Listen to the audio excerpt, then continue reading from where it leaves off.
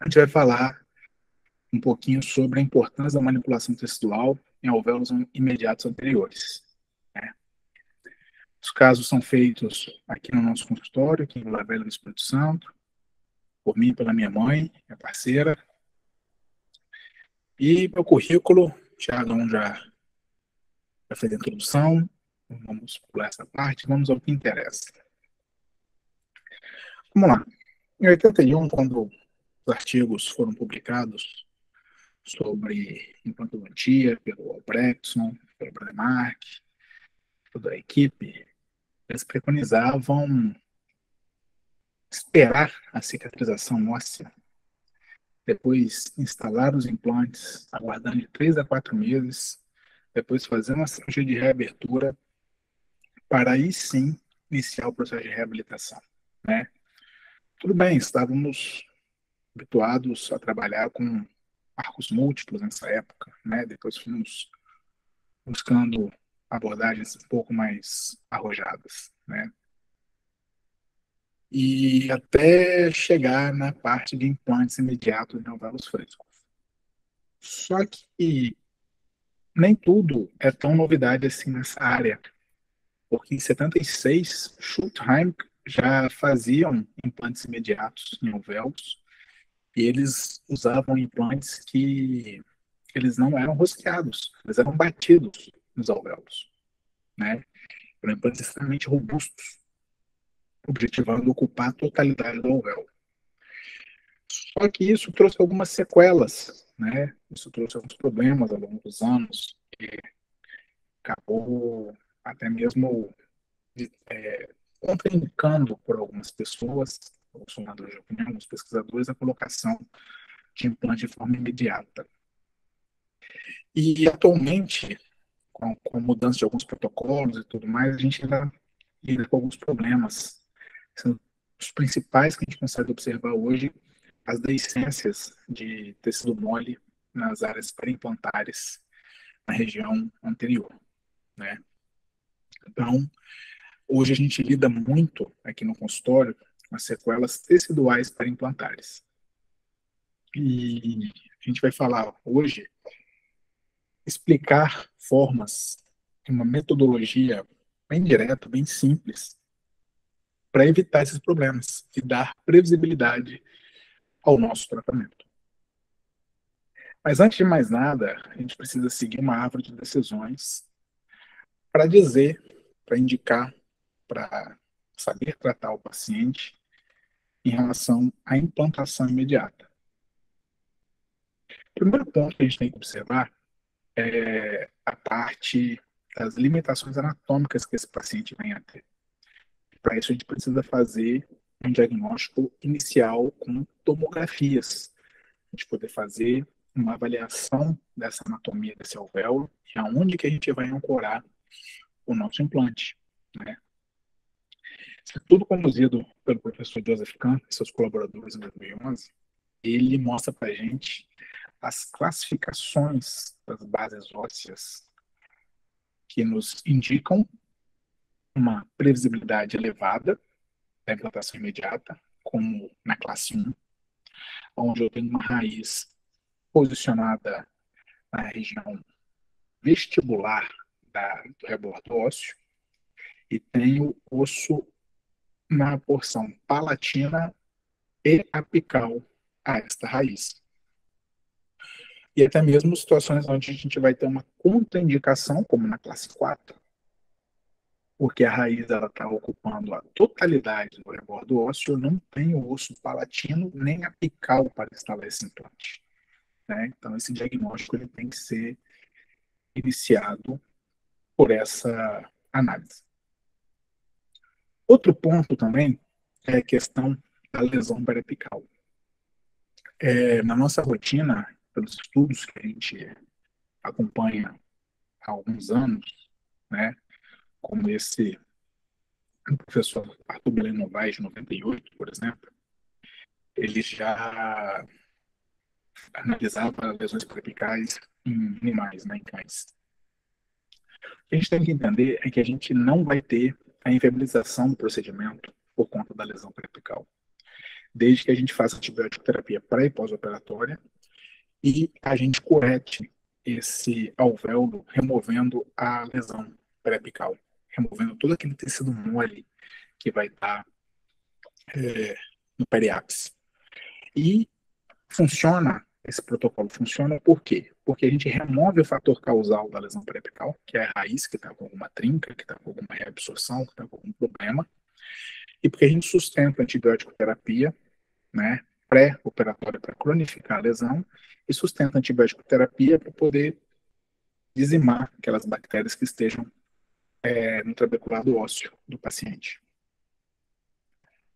O terceiro ponto que a gente vai avaliar é a questão da recessão tecidual, né? Porque nós vamos executar cirurgias sem abertura de retalho. Porque a abertura do retalho, ela não vai agregar absolutamente nada para a gente, na questão de referências.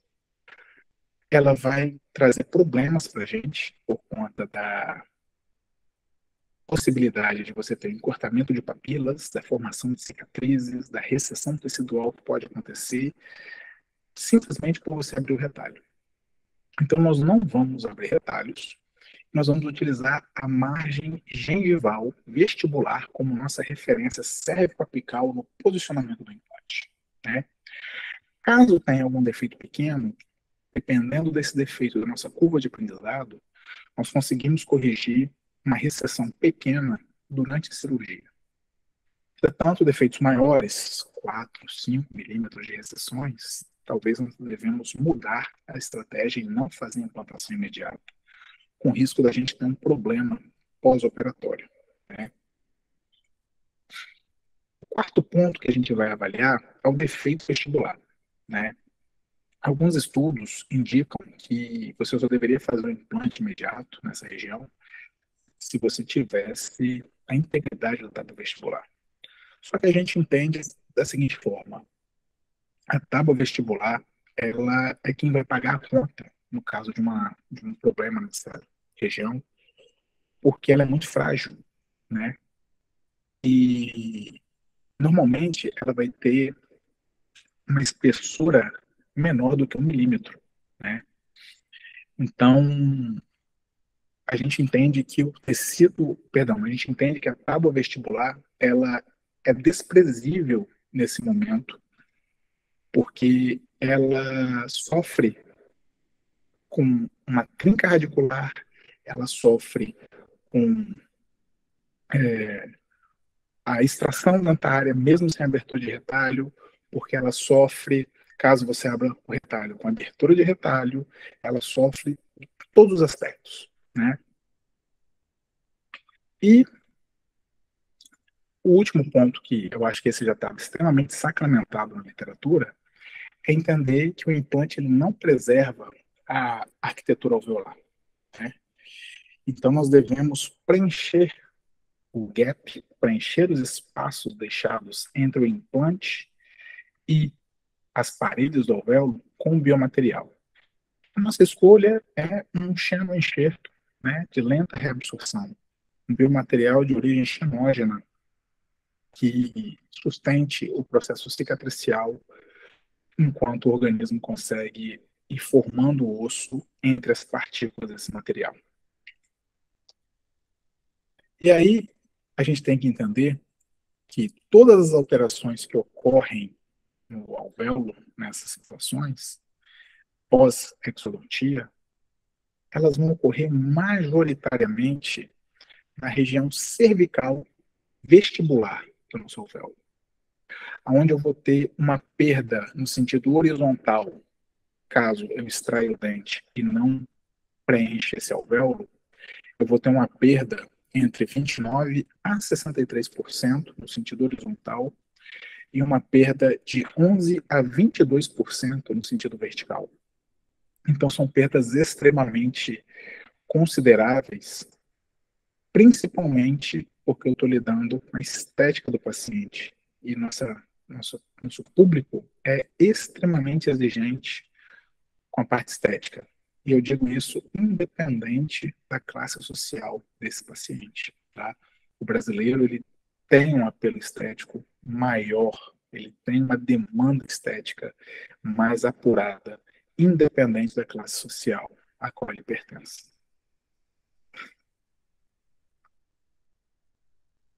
Então, esse é mais ou menos um resumo da sequência do nosso tratamento. Uma extração minimamente traumática, uma fresagem, a colocação do implante utilizando o approach palatino, buscando uma ancoragem na porção extra-alveolar do nosso rebordo, a instalação de um implante que tenha um diâmetro estreito, que tenha roscas agressivas para favorecer o travamento. Posteriormente, eu vou fazer a manipulação tecidual utilizando enxerto de tecido conjuntivo. Vou fazer a colocação de biomaterial no meu alvéolo e depois vou fazer os procedimentos protéticos. Tá? Então, hoje, nós vamos falar um pouco sobre a parte de manipulação tecidual. E a parte de manipulação tecidual, ela envolve a colocação de um enxerto de tecido conjuntivo na porção cervical vestibular do meu alvéolo. Eu tenho que entender que existe uma relação direta entre a tábua óssea vestibular com o fenótipo de tecido mole nessa região. Eu também preciso entender, isso estou baseado em diversos artigos, eu preciso entender que um biotipo delgado ele vai sofrer maior remodelação óssea pós uma exodontia e a colocação de um implante. E mesmo que eu coloque um implante imediato, que eu preencha o gap, que eu instale um pilar, e seguindo ainda mais um conceito de one abutment, one time, que eu coloque o pilar e não tire mais desse pilar, que eu faça uma provisória, e depois da integração, que eu tire essa provisória e coloque uma prótese de cerâmica, mesmo que eu faça tudo isso, eu ainda terei uma remodelação tecidual. Isso é mostrado para a gente no artigo do Marco de Guide, de 2012, onde ele avaliou esses alvéolos anteriores reabilitados de forma imediata, um ano pós-operatório, através de tomografias, e fez comparações entre o pré e o pós-operatório e observou a diferença da remodelação nesse período.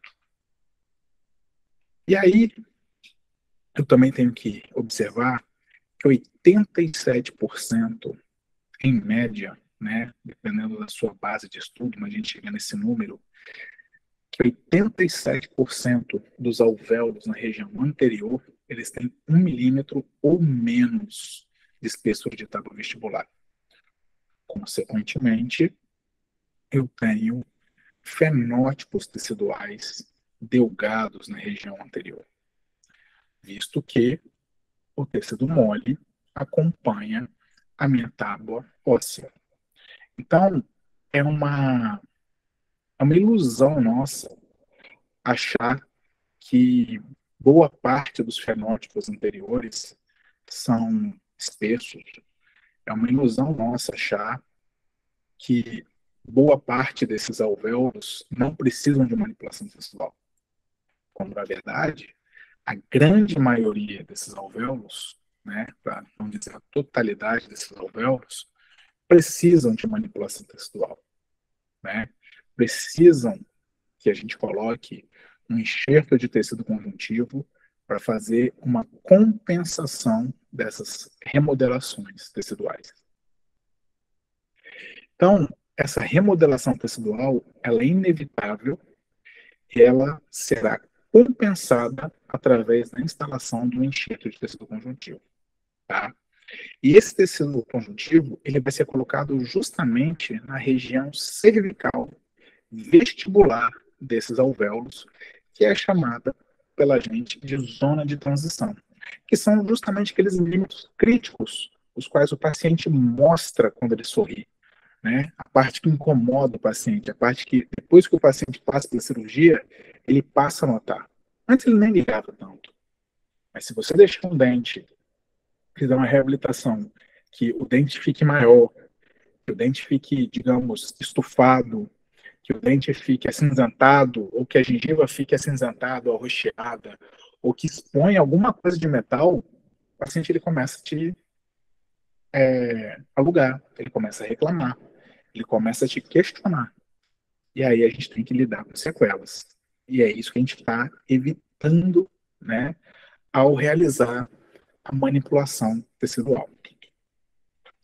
Então, a gente escolhe o enxerto de tecido conjuntivo porque ele é o padrão ouro. Não tem como fugir. É o melhor material que a gente tem. Gera um incômodo que remover do palato? Gera. Mas para isso, a gente passou a utilizar, nos últimos anos, a técnica do enxerto gengival livre desepitelizado, que em inglês é o DFGG, Deepitalized Free Gingival Graft, porque ele traz maior previsibilidade para a gente, porque a gente evita de ir nas porções profundas do palato do paciente, onde eu posso ter uma quantidade maior de tecido glandular, e eu estou lidando com uma região onde eu tenho maior quantidade de lâmina própria, onde eu tenho tecido conjuntivo propriamente dito. E a melhor região, quando a gente está pensando em espessura da mucosa palatina para poder operar o paciente, é aquela região compreendida entre a distal do canino até a distal do segundo premolar, onde eu tenho uma segurança maior em relação à espessura da mucosa palatina e também em relação à posição da artéria palatina, a ramificação da artéria palatina. Então, é uma zona segura para a gente trabalhar. E aí, para fazer esse tipo de procedimento, eu tenho que lembrar que eu não preciso de um enxerto longo nem espesso. Então, para um incisivo central, eu vou precisar de um enxerto de mais ou menos 10 milímetros de comprimento, por uns 4 de altura e uma espessura de final de mais ou menos 1 milímetro. Então, é uma cicatrização rápida para o paciente, segura para nós clínicos, que a gente consegue ter previsibilidade na remoção desse enxerto, tá? E também uma qualidade tecidual bastante favorável, onde eu tenho um grau de contração tecidual pós-operatória pequeno. Então, tudo isso nos favorece como clínicos. E para não abrir retalho, a técnica que a gente usa é a técnica de tunelização. E a gente opta por fazer na região de implantes, utilizando microlâminas. Tá?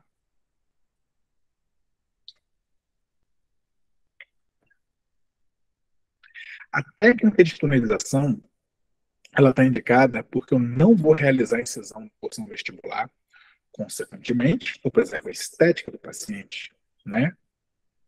Eu também vou favorecer a nutrição do meu enxerto, porque eu não vou abrir incisões relaxantes, que são sempre situações que nos preocupam em relação à nutrição pós-operatória, a formação de anastomoses e, consequentemente, a estabilidade desse retalho ao longo do processo cicatricial. E eu vou utilizar microlâminas, porque elas me dão maior segurança e previsibilidade. Já tentamos fazer com lâminas convencionais, lâminas 15 ou 15C, preferencialmente. Mas é muito comum você fenestrar o retalho e ou romper as papilas, gerando um problema catastrófico do alvéolo, né? Então, o ideal é utilizar uma microlâmina e, se possível, as microlâminas que permitem você fazer pequenas dobras nela, elas são maleáveis, né? A gente gosta muito de usar a SB003 e a 004 da MJK. São as nossas lâminas de preferência para esses procedimentos. Tá? Então, elas têm uma área de corte pequena, normalmente não tem ponta ativa perfurante, elas têm a ponta arredondada, como vocês podem ver na foto, e eu consigo dar alguma inclinação ao dobrar o cabo delas ao longo da cirurgia, favorecendo o nosso acesso. Então, a gente pode ver ela em ação. Essa é a 004, a qual eu vou introduzir no túnel Vou criar o túnel, perdão, vou introduzir no alvéolo, criando o túnel, e eu sempre faço o movimento primeiro no sentido horizontal, primeiro no sentido mesodistal, para depois eu aprofundar a lâmina. Dessa forma, eu vou garantir uma maior regularidade, uma maior homogeneidade no túnel que eu estou formando. A gente brinca que é um procedimento, esse é um momento terapêutico da cirurgia, né? O estresse de instalar o implante já passou. O estresse de remover o enxerto já passou. Então, essa é a parte calma da cirurgia. E aí eu vou suturar um enxerto que vocês podem observar nas fotos, que ele é pequeno, né? É um enxerto estreito, não é um enxerto espesso. Eu vou suturar ele dentro do túnel. E para isso a gente utiliza a técnica que a gente chama de marionete. Então, eu vou com a minha sonda periodontal dentro do túnel que eu criei, levanto o túnel e passo o meu fio de sutura. A gente opta por usar um fiozinho delicado, um fio 6,0 de preferência, ou 5,0, monofilamentar. Essa opção é por um fio de polipropileno, esse material azul que vocês estão vendo aí. A gente passa a agulha, captura o enxerto fora do leito e volta com a agulha pelo túnel. E aí eu perfuro agora de dentro para fora, e eu vou poder puxar, eu vou conseguir puxar o enxerto pelos fios, igual uma marionete, e vou conseguir estabilizar o enxerto em um dos lados do meu alvéolo, seja na mesial, seja na distal, e vou dar um nó para estabilizar um dos lados. Para estabilizar o outro lado, eu repito o processo. E aí já está muito mais fácil, porque um lado do enxerto já está estabilizado. Então, eu passo a agulha de fora para dentro, capturo o meu enxerto, a outra ponta dele, e volto com a agulha de dentro para fora e puxo o enxerto para dentro do túnel, ali na região cervical vestibular. Então, é um procedimento extremamente fácil de ser feito, é uma região pequena para a gente operar, a gente não tem que ficar carregando, transportando o enxerto de um lado para o outro, é tudo muito tranquilo, tudo muito previsível. Tá? E depois que eu coloco o enxerto, que eu estabeleço o enxerto, eu tenho que lembrar de um parâmetro muito importante, que é o perfil subcrítico da minha prótese. Eu preciso de um perfil côncavo. É fundamental que eu tenha uma integração pério-prótese nesse momento, tá? Então a gente deixa o perfil subcrítico, que na foto está em azul, com um perfil côncavo na porção vestibular, porque eu não quero comprimir o tecido, eu não quero manipular tecido gengival agora, eu nem devo fazer isso, porque eu corro o risco de isquemiar os tecidos e ter uma necrose no pós-operatório. Então, é fundamental que eu forneça espaço na minha provisória para poder acomodar o enxerto conjuntivo ali e não gerar nenhum tipo de pressão, nenhum tipo de isquemia na hora que eu estiver instalando a minha provisória imediata. E aí vocês podem observar no vídeo que eu vou parafusar, vou torquear a minha provisória no implante e eu não vou gerar nenhum tipo de isquemia no tecido, tá? Caso gere isquemia, a gente remove a provisória e remove mais um pouquinho do volume ali na região subcrítica da nossa provisória, tá? No passado, a gente até imaginava que a gente já podia iniciar a acomodação, a remodelação, o condicionamento tecidual de forma imediata. Mas, normalmente, esses tecidos eles tinham uma recessão e o quadro piorava, né? Então, a gente tem que aguardar a cicatrização acontecer e, caso seja necessário, fazer o condicionamento tecidual depois de estar tudo cicatrizado. E aí, esse é o aspecto pós-operatório imediato do nosso paciente, sem nenhum tipo de isquemia na instalação do implante. E, obviamente, a provisória sem toque durante a oclusão, durante a mastigação do paciente. Então, vocês podem observar que ela é mais curta e ela tem uma leve vestibularização para que na hora que o paciente estiver comendo, estiver se alimentando, ele não toque e não cause um distúrbio na osseointegração do implante. E depois de 4 meses, com tudo integrado, implante osseointegrado, enxerto conjuntivo aderido e consolidado e maduro o suficiente, biomaterial consolidado, tudo certinho, aí sim eu posso fazer o condicionamento tecidual e ajustar o meu tecido mole do alvéolo para poder mimetizar o elemento contralateral.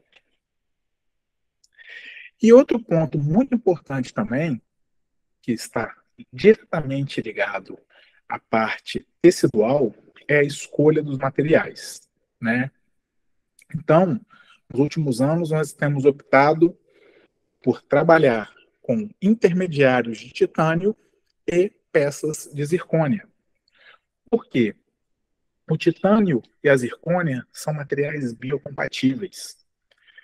Nós temos células aderidas ao titânio e à a zircônia, como observação, desde que ela não esteja glaseada, que ela esteja apenas polida, tá? Por isso esse aspecto branco da zircônia.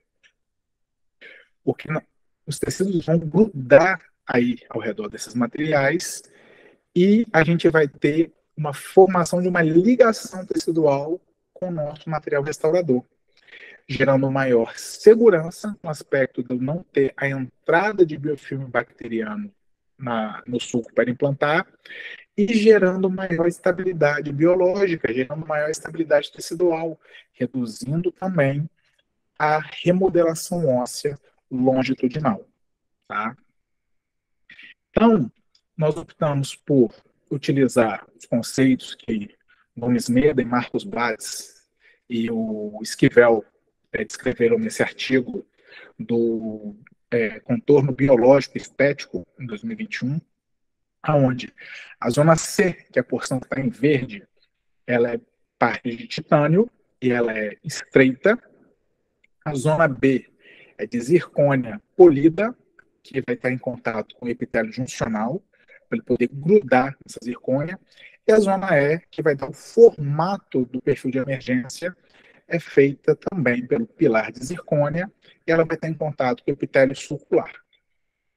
Então, nós temos mais ou menos essa relação aqui do vídeo, quando a gente está instalando o pilar de zircônia. A porção profunda é de titânio, a zona que vai fazendo a transição é de zircônia polida e a margem tecidual do nosso alvéolo, da nossa prótese, também é feita pela zircônia.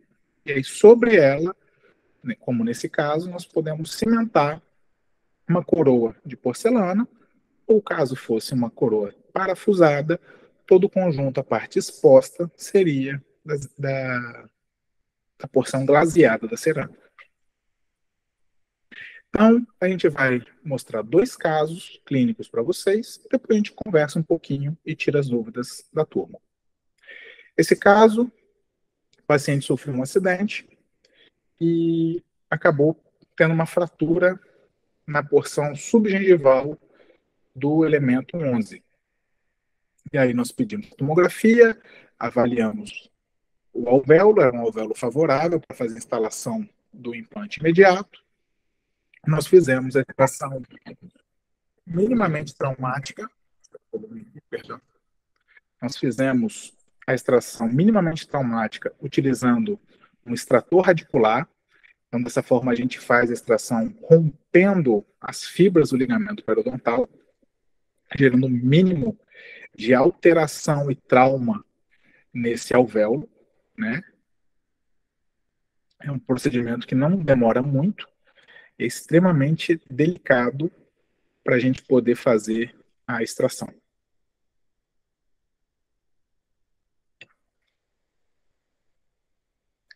E aí, quando sai a raiz, a gente brinca com o paciente que nasceu, né? Acabou de nascer um menino e a cirurgia vai poder ter sequência. Após isso, a gente vai curetar e remover todo tecido de granulação, toda a lesão periapical, né? O paciente já está com antibiótico terapia em andamento, então essa é uma lesão que está cronificada. E na sequência, eu vou fazer a fresagem do nosso, perdão, vou fazer a fresagem do nosso implante, utilizando o approach palatino, né? E aí eu vou instalar um implante de diâmetro estreito. Normalmente a gente utiliza implantes de diâmetro de 3,5 milímetros, que hoje praticamente todos os sistemas têm um implante de 3,5 milímetros, que tem roscas agressivas que nos ajudam no travamento, né? E eu vou estabilizar o implante nessa região. Na sequência, a gente vai fazer a manipulação tecidual pela técnica de tunelização, colocando um enxerto de tecido conjuntivo na zona de transição desse alvéolo. E a gente vai fazer a técnica de tunelização, utilizando as microlâminas para poder permitir a entrada desse enxerto. Então, vocês podem observar, perdão, que eu não abro retalho em hora alguma da cirurgia. É uma cirurgia extremamente limpa, extremamente delicada e muito gostosa da gente fazer, tá? E aí eu vou carregar esse enxerto através da técnica da marionete, né? Vou puxar esse enxerto para dentro do túnel, vou suturar e ter esse aspecto nesse momento. Como a gente trabalha em dupla aqui, né, eu e minha mãe, enquanto um está fazendo essa parte do tecido, o outro está fazendo a provisória. A gente já capturou a provisória, já capturou o pilar, já está esculpindo o perfil de emergência. A gente gosta muito de trabalhar com resina flow para fazer a captura e todo o perfil subgengival, porque facilita muito em relação à velocidade da captura, né? E principalmente o grau de polimento, que é superior ao da resina acrílica, na nossa opinião. E aí, na sequência, a gente vai preencher o gap com biomaterial. Nossa opção é sempre por enxertos de origem xenógena, de lenta reabsorção, tá? E a gente vai preenchendo até ficar 3 milímetros aquém, abaixo da margem gengival, porque é o espaço que será preenchido por tecido mole, que é o espaço biológico. Então, eu não vou encher até a tampa de biomaterial, tá? Como a gente só trabalha com implante Conimorse, a gente cobre a plataforma do implante e fica com esses 3 milímetros aquém da margem gengival. E aí a gente vai parafusar ou cimentar a nossa prótese provisória imediata. Então, com 2 semanas, a gente está revisando o paciente, está removendo as suturas. Esse é o aspecto pós-operatório com 2 semanas, extremamente favorável, né? E depois de 4 meses, eu vou fazer o condicionamento tecidual. Então, nesse caso, a gente fez pequenos ajustes para poder replicar o zenith desse paciente, para poder ter um zenith o mais próximo possível do elemento contralateral, né? E quando a gente trabalha com provisórias parafusadas, a gente tem maior facilidade nesse aspecto, tá? Porque é mais fácil você manter a pressão com o parafusamento e você esculpir com mais facilidade o perfil de emergência. E esse é o aspecto que a gente tem antes da moldagem desse caso. E aí, para moldagem, a gente utilizou um transferente de moldeira fechada, copiamos o perfil de emergência, como vocês podem ver na foto da direita, com resina flow, para poder manter o mesmo perfil que eu tinha na provisória, para não ter o colabamento do alvéolo durante a moldagem, né? Ficar o mais fiel possível. E o laboratório fez para a gente uma coroa cimentada sobre um pilar, que algumas empresas chamam de link, de titânio, ou de T-base, né?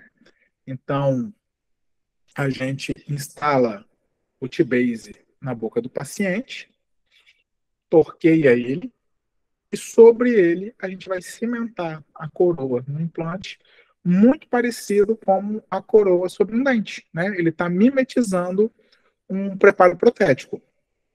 E nesses casos, todo o perfil de emergência, toda sustentação tecidual é feita pelo T-Base, é feita por esse intermediário de zircônia. E aí, caso precise de algum ajuste, a gente faz os ajustes na coroa, manda para o laboratório poder finalizar o desenhamento, finalizar os ajustes, e a gente vai instalar a nossa coroa, né, em cima desse pilar. Vale ressaltar que a grande maioria dos casos, né, tem estudos que apontam que 82% dos casos na área anterior são feitos de próteses cimentadas, tá? Então, não se assustem caso a casuística de vocês caminhe por esses números, tá? É normal ter próteses cimentadas na região anterior. Uma grande vantagem de trabalhar com T-Base é que a linha de cimentação não fica profunda, ela fica rasa, como vocês podem observar na foto à direita da tela, fica muito parecido com um preparo protético. Então, o risco de você ter o escoamento de excesso de cimento para próximo do implante, aumentando o risco de você ter uma mucosite ou, quem sabe, uma periimplantite, é reduzido ao utilizar um pilar como esse, tá? Então, esse é o aspecto do suporte tecidual, né? Vocês podem observar aqui na foto da esquerda, por oclusal, por incisal, nós não estamos com a coroa e quem está dando todo o contorno tecidual é o T-Base. Isso só acontece porque eu tenho tecido, né? Se eu não tivesse colocado o tecido conjuntivo, eu não teria tecido para trabalhar. E para não dizer com certeza, mas com uma grande probabilidade, eu estaria trabalhando numa área com uma depressão tecidual e com um dente provavelmente mais comprido, porque teria ocorrido uma recessão tecidual nesse implante. E aqui vai um acompanhamento do paciente com um ano. Eu posso observar que eu tenho a estabilidade dos tecidos, sejam moles, sejam duros. Então, eu tenho margem gengival preservada e tecido ósseo preservado. O outro caso é um alvéolo um pouco mais desafiador, porque ele tinha um grande estreitamento na região apical, né, o elemento 21, e a paciente ela já era toda reabilitada. Então, nós prosseguimos o mesmo caminho, perdão, fazendo a extração, utilizando um extrator que rompe as fibras do ligamento periodontal, facilitando o procedimento de exodontia. E fazemos também o approach palatino na nossa fresagem, né? Então, vocês podem observar que eu começo inclinando a minha fresa, cerca de 45 graus, e posteriormente eu vou colocando ela no longo eixo dos outros elementos. E depois eu dou sequência com as outras fresas do meu sistema. Então, independente do sistema de implante, a gente segue essa rotina de fresagem. Inicia com uma broca lança, com uma broca Lindemann, e depois a gente segue com as brocas 2, 2.8, 3, que seja, né?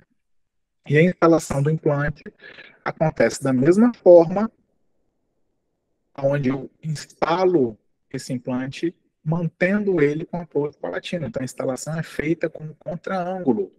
Eu faço uma pressão do meu implante contra a porção palatina desse alvéolo para ele não vestibularizar, que é muito comum quando a gente está utilizando implantes com alto grau de travamento, com alto grau de estabilização primária, com roscas quadradas e ou trapezoidais, tá? Então, a gente mantém o implante na posição tridimensionalmente adequada, que é fundamental para a gente poder trabalhar com previsibilidade, E aí vamos para a manipulação tecidual, né?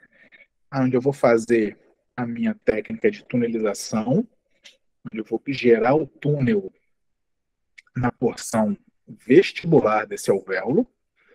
Nesse caso, a gente utilizou a microlâmina SB004. No caso anterior, aquela lâmina mais arredondada, foi a SB003. As duas são maleáveis, tá? A gente consegue dar um certo grau de dobradura no ato cirúrgico, caso seja necessário. Então, vocês podem observar que eu vou fazendo primeiro no sentido mesodigital, para depois ir aprofundando no sentido apical com a minha microlâmina.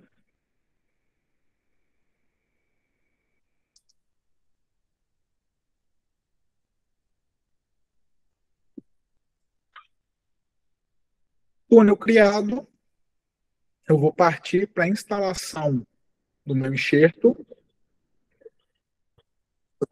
animadas. E aí eu vou partir para a instalação do meu enxerto através da técnica da marionete, como mostrei para vocês. Eu vou relembrar os passos. Eu entro com a agulha de fora para dentro do alvéolo, né? Capturo o meu enxerto fora do alvéolo e volto com a agulha, né, sempre passando por dentro do túnel, por isso que eu uso a sonda periodontal, né, para ter certeza que eu estou introduzindo a agulha dentro do túnel, e aí eu vou puxar esse enxerto com os meus fios, com o meu fio de sutura, e eu utilizo a minha pinça para poder orientar para o enxerto não dobrar nesse processo. E aí eu vou estabilizar o enxerto de um lado, vou dar um nozinho e repito o processo. Então coloco a sonda periodontal dentro do túnel, entro com a agulha de fora para dentro, vou capturar o enxerto e vou voltar com a agulha de dentro para fora, né? E aí eu vou puxar o meu enxerto para dentro do túnel. Nossa preferência, como material de sutura, são os fios monofilamentares, de preferência o polipropileno, seja ele 5 ou 6,0, né? Então, nunca utilizar fio de seda ou fios mais grosseiros para isso, tá? Tem gente que pergunta, posso usar o fio de nylon? Olha, pode, mas o nylon ele tem um risco maior de afrouxamento no pós-operatório, então tem que tomar cuidado com isso. Por isso a gente opta pelo fio de polipropileno. E vocês podem observar que a gente deixa as perninhas do fio mais longas, porque esse é um fio duro, então ele espeta o paciente e gera afta. Então, quando a gente deixa as perninhas mais compridas, o lábio ele repousa ali e machuca menos o paciente. Depois que a gente instala o enxerto, coloca o biomaterial, preenche o nosso gap com biomaterial, deixando o enxerto de lenta reabsorção. Lembrando que eu fico 3 milímetros aquém da margem gengival, justamente porque é o espaço biológico para poder restabelecer as fibras teciduais ali. Eu não coloco o biomaterial até a tampa do meu alvéolo, tá? Na sequência, instalo a prótese com perfil subcrítico, perfil subgengival côncavo, para dar espaço para o meu enxerto. Eu não quero comprimir o meu enxerto, né? Música. Então, vou preencher o meu alvéolo, né? Utilizo um calcador para poder ir condensando esse enxerto ao longo do meu alvéolo. E depois eu vou instalar a provisória, que tem espaço ali na vestibular, né? E eu vou torquear ela no meu implante. E aí, vale ressaltar, se ficar isquemia na região cervical, o que eu faço? Removo a provisória, removo um pouquinho desse volume de material na porção subgengival e testo novamente. Eu não posso ter isquemia no meu pós-operatório imediato, tá? Corre o risco de eu ter uma necrose e uma recessão tecidual. Então, esse é o aspecto pós-operatório imediato. E aí, 4 meses pós-operatório, eu posso começar a manipulação tecidual, caso seja necessário. Então, a gente vai condicionando os tecidos molda, repete o processo de moldagem.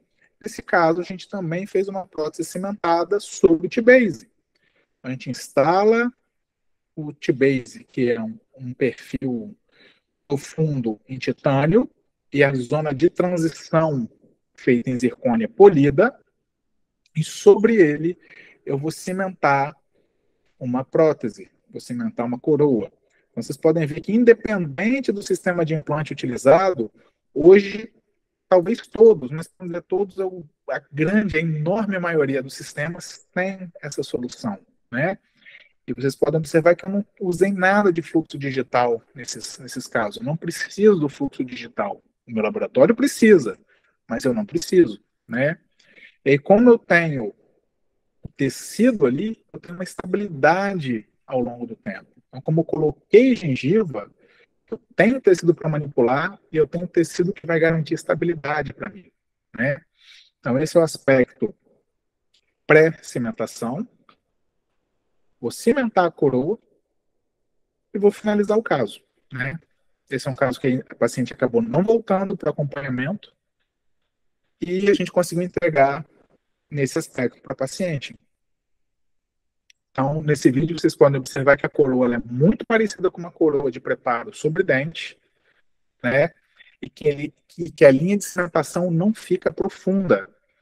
Então, o risco de eu ter um extravasamento de cimento e uma implantite, por exemplo, ele é reduzido, né? Ele é minimizado com essa técnica. E para finalizar a aula, esse é um caso muito emblemático para a gente, paciente jovem que sofreu um trauma e acabou fraturando aos 14 anos de idade os elementos 11 e 21. E 14 anos depois, com 28 anos, esse paciente chega ao nosso consultório com uma lesão no elemento 21. Estava com uma supuração. Nós entramos com antibiótico terapia, pedimos uma tomografia e partimos para uma tomada de decisão. Na tomografia, a gente não conseguia detectar ligamento periodontal. E pelo histórico de trauma, tratamento endodôntico, todo o histórico do paciente, a gente imaginou o quê?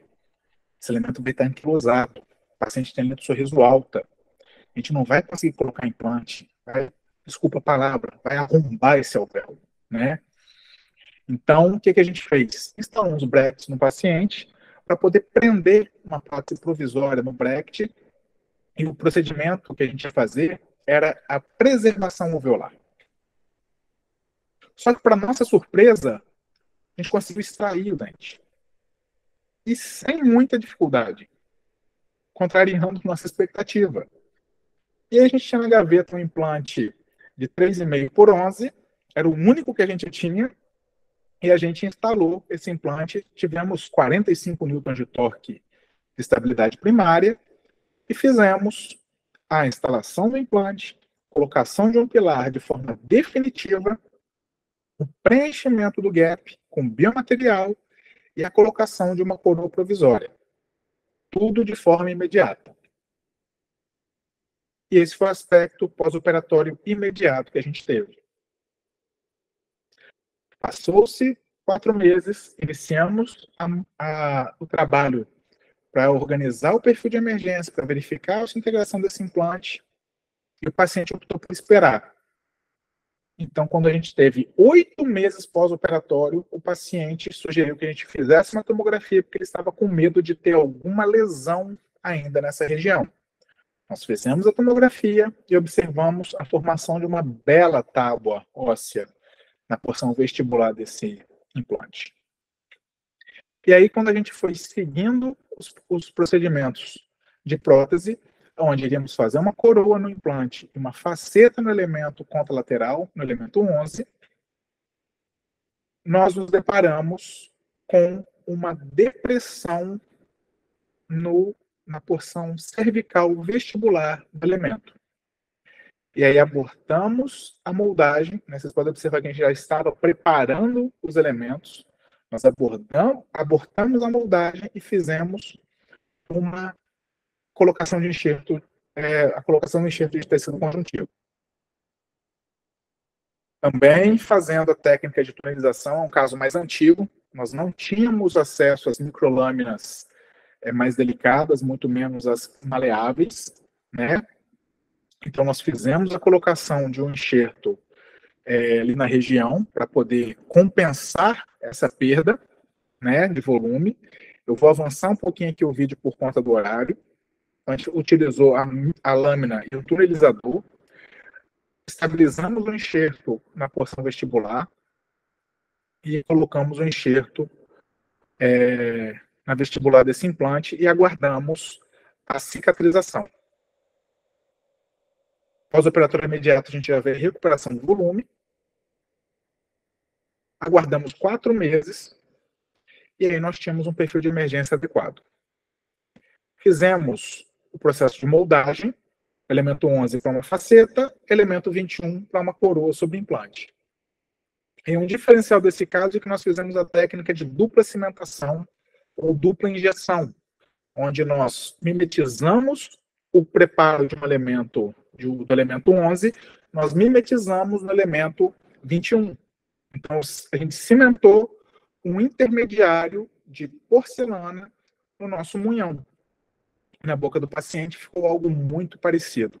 Dessa forma, eu teria a mesma espessura de porcelana nas facetas e a mesma espessura de cimento entre eles, para não ter uma discrepância na reflexão luminosa desses elementos, mantendo tudo muito parecido.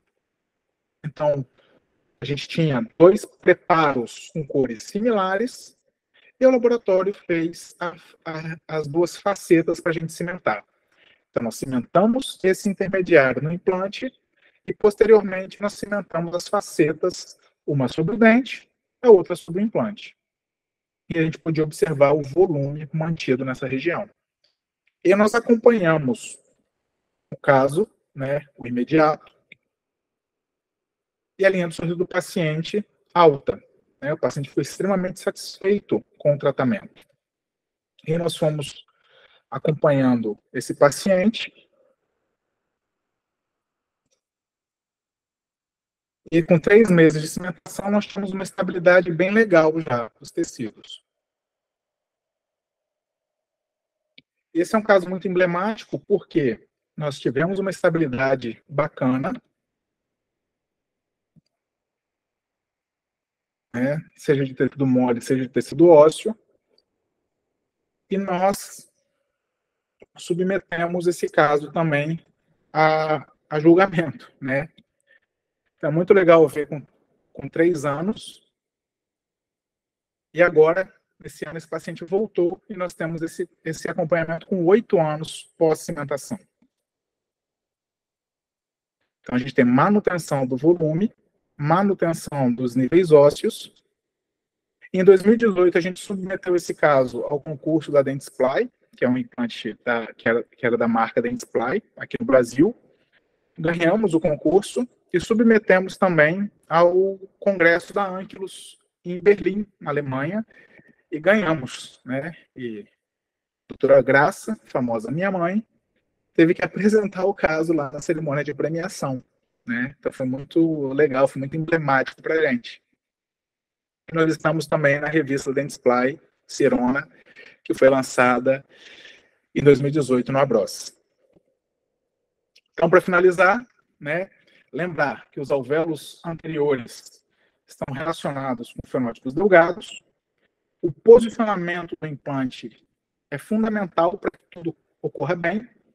Eu tenho que me atentar para essa relação pério-prótese, né, perfil de emergência e material restaurador, e que o enxerto conjuntivo ele é fundamental porque, para não dizer 100% dos casos, 87% dos meus alvéolos são delgados nessa região.